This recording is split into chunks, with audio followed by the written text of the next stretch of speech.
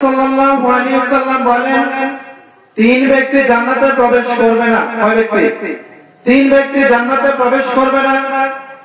এক নাম্বার হচ্ছে আল আকুল লিওয়ালিদাইহি, মা বাবার অবাধ্য সন্তান। মা বাবা অবাধ্য সন্তান, যেই সন্তান মা বাবার অবাধ্য হয় সেই সন্তান কোনদিন জান্নাতে অর্থাৎ সেই সন্তান জান্নাতে প্রবেশ করবে না যতক্ষণ পর্যন্ত মা বাবা থেকে সে ক্ষমা না নেয়। দ্বিতীয় নাম্বার রাসূল সাল্লাল্লাহু আলাইহি ওয়াসাল্লাম বলেন, ওয়াল মুমিনুল খামার, আল্লাহ রাসূল বলেন, মদ পান করে যে ব্যক্তি মাতাল হয়ে যায় আর ওই অবস্থায় যদি মৃত্যুবরণ করে সেই ব্যক্তি জান্নাতে প্রবেশ করবে না। তিন নম্বর আল্লাহ রাসূল বলেন, ওয়াল মান্নান, এমন কিছু মানুষ রয়েছে যারা দান সদকা করে। কি করে? দান সদকা করে, মানুষের করেন সম্পদ দান সদকা করে দেয় এবং সে আবার এই কথা বলেও বেড়ায় আমি দানশীল। দান করার পর বলে আমি দানশীল এবং নিজেকে অনেক অহংকারী মনে করে, বড় মনে করে এবং মানুষদেরকে খোঁটা দেয় যে আমি তো দান করেছি। যদি ওই ব্যক্তি কোনো অন্যায় করে থাকে, সেই অন্যায়ের প্রতিবাদ করার পর সেই ব্যক্তি ওই প্রতিবাদকারীকে বলে, কিছুদিন আগে আমি তো তোকে দান করে সাহায্য করেছি, তুই আজকে আমার মুখে মুখে কথা বলস। এরকম আছে কি নাই? আল্লাহ রাসূল বলেন, এই ধরনের ব্যক্তি যারা রয়েছে মান্নানু বিমা আতা, ওই ধরনের ব্যক্তিরা জান্নাতের মধ্যে প্রবেশ করবে না। নাউযুবিল্লাহ। তার মানে কয় ধরনের ব্যক্তি? তিন ধরনের ব্যক্তি জান্নাতে প্রবেশ করবে না।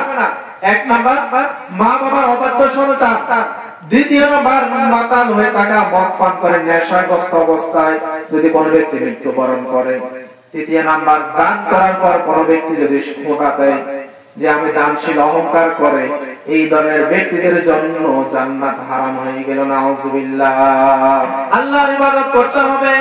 দ্বিতীয় নাম্বার মা বাবা খেদমত করতে হবে, মা বাবার কথা শুনতে হবে। মা বাবা যদি আমাকে নামাজের জন্য বলে তাহলে নামাজ পড়তে হবে।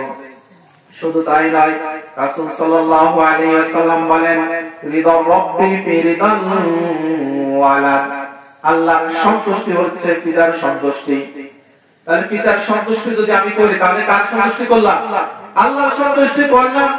রাসূল আরো বলেন, ওয়াসাফাতু রাব্বি ফি সাফাতিল ওয়ালিদি ওয়াল ওয়ালিদি, তুমি যদি তোমার পিতাকে অসন্তুষ্ট করো তাহলে তুমি স্বয়ং আল্লাহকে অসন্তুষ্ট করলে। নাউযুবিল্লাহ। তাহলে বাবার মনে কষ্ট দেওয়া যাবে? বাবার মনে কষ্ট দেওয়া যাবে না। যদি কোন ব্যক্তি মা বাবার মনে কষ্ট দেয়, দুনিয়া আখিরাত উভয় তার জন্য ধ্বংস হয়ে যাবে। নাউযুবিল্লাহ। মায়ের মনে কষ্ট তো মোটেই দেওয়া যাবে না। হযরত আলকামা রাদিয়াল্লাহু তাআলা আনহু আল্লাহ রাসূল সাল্লাল্লাহু আলাইহি ওয়াসাল্লামের অন্যতম একজন সাহাবী ছিলেন। তিনি যখন মৃত্যুর শয্যায় পড়ে গেলেন, মৃত্যুর শয্যার মধ্যে চলে আসলেন, তখন সাহাবীরা সেই আলকামা রাদিয়াল্লাহু তাআলা আনহুকে কালিমা পড়ানোর চেষ্টা করতেছিলেন, অথচ আলকামা রাদিয়াল্লাহু তাআলা আনহু কালিমা মুখে বের হচ্ছে না। এই কথা আমাদের প্রাণপ্রিয় নবী মুহাম্মদুর রাসূলুল্লাহ সাল্লাল্লাহু আলাইহি ওয়াসাল্লামের কানের মধ্যে পৌঁছে গেছে। পৌঁছে যাওয়ার পর রাসূল সাল্লাল্লাহু আলাইহি ওয়াসাল্লাম আবার আদেশ দিলেন, তোমরা আলকামাকে কালিমা পড়াও।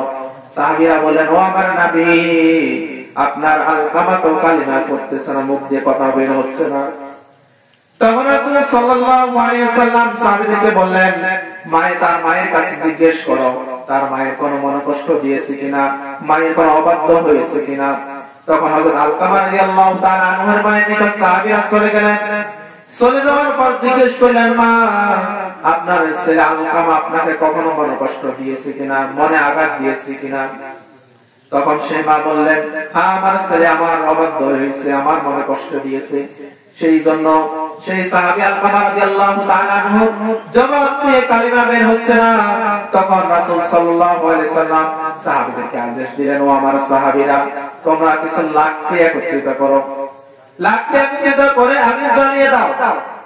এই কাণ্ড দেখার পর সেই সাহাবী আলকামা রাদিয়াল্লাহু তাআলা আনহুর মা জিজ্ঞেস করলেন, ও সাহাবীরা, তোমরা কেন আগুন জ্বালাচ্ছ, লাকড়ি একত্রিত করছো?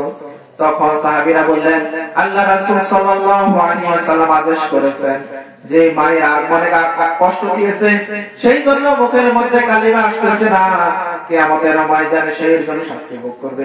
এই জন্য দুনিয়ার জমিনে তাকে এখন আগুন দিয়ে পুড়িয়ে দেওয়া হবে। তখন মায়ের মন, মা কখনো সন্তানের কষ্ট দেখতে পারে না, সন্তান যত নাফরমান হোক না কেন, সন্তান যত বড় অবাধ্যতা হোক না কেন, তখন মা দুই চোখের পানি ছেড়ে দিয়ে বললেন, আমি আমার সন্তানকে মাফ করে দিলাম। মায়ের মতো আপন আর কেউ আছে? পৃথিবীতে মায়ের মতো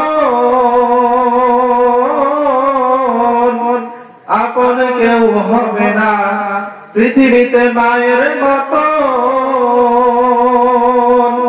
আপন কেউ হবে না। তোমরা কোনদিনও মায়ের মনে কষ্ট দিও না, তোমরা কোনদিনও মায়ের মনে আঘাত দিও না। মায়ের মতো আপন দুনিয়াতে কেউ আছে? কেউ নেই। অথচ আমরা দুনিয়ার লালসায় পড়ে, দুনিয়ার মধ্যে আমরা মায়ায় পড়ে নিজের আপন মা বাবাকে ভুলে যাই।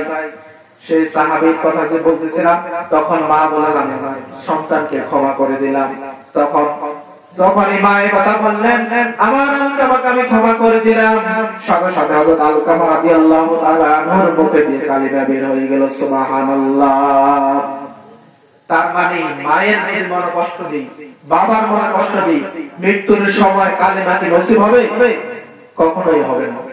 সেই সাহাবী থেকে এটাই শিক্ষা আসলো, আমরা যদি মা বাবার মনে কষ্ট নেই, হযরত আলকামা রাদিয়াল্লাহু তাআলা আনহুর এই ঘটনা থেকে শিক্ষা হচ্ছে, মৃত্যুর সময় আমাদের জবানের মধ্যে কালিমা নসিব হবে না। নাউযুবিল্লাহ।